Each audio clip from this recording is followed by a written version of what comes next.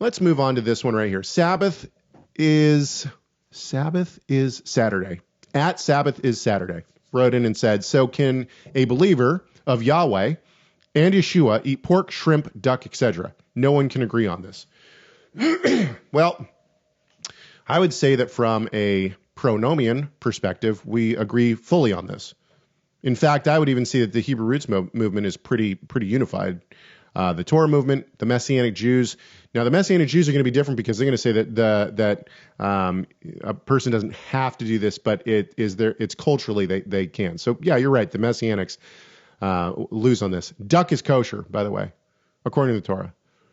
So you can eat duck. So I don't think anybody disputes that. Maybe they do. I don't know.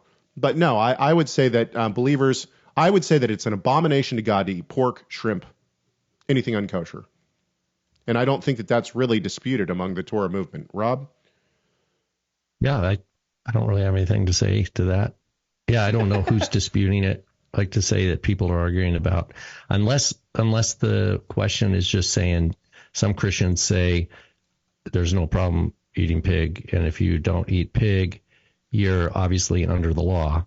And then you have like a pronomian person say, wait a minute, no, the God defined clearly what is acceptable food and what is an abomination, and that maintains whether you're Old Testament or New Testament time frame. It doesn't matter.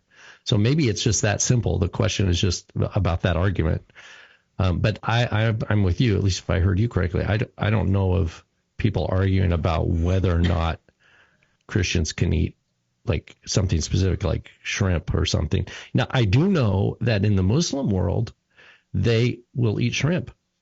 Right. So in the Muslim idea that claims to be the authentic Abrahamic religion, that shrimp is acceptable. What I don't know about this, and maybe people who have come from Islam or scholars of Islamic history would know, is that projected backwards. In other words, do Muslims see Abraham as eating shrimp, Moses as eating shrimp, Jonah as eating shrimp, Jesus as eating shrimp? As like, yeah, they would have eaten shrimp, no problem. I don't know the answer to that question. But in terms of just between Messianic groups disputing, like, can you eat a certain animal or not, I don't know about those kinds of arguments. There are MJAA groups, and I think there's even UMJC, right? I mean, I know high up, like head scholars within the UMJC who eat unkosher food. And the way that they get around that is they just say, well, it's the same as the Christian argument, which is, well, Christ came and did all the away with that. The reason that we would keep kosher is for cultural. In other words, it's an identity marker, but we don't have to if we don't want to. So that's where that could get a little odd. And what I would see this is a Christian, a standard mainstream Christian teaching as opposed to a pronomian teaching.